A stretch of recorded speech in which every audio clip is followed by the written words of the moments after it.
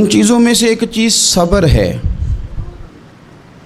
قرآن پاک نے 100 سے زیادہ مرتبہ صبر کا تذکرہ فرمایا۔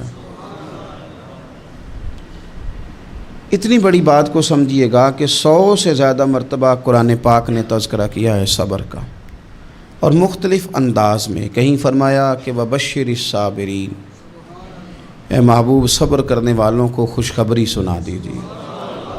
کہیں فرمایا اِنَّ اللَّهَ مَعَ الصَّابِرِينَ، بے شک اللہ صبر کرنے والوں کے ساتھ۔ تو مختلف انداز میں، مختلف طریقوں سے اللہ تعالیٰ نے صبر کا تذکرہ فرمایا۔ سوسائٹی کے اندر، معاشرے کے اندر اور مسلمانوں کے اخلاقی رویوں کے اندر اگر صبر کو داخل کر لیا جائے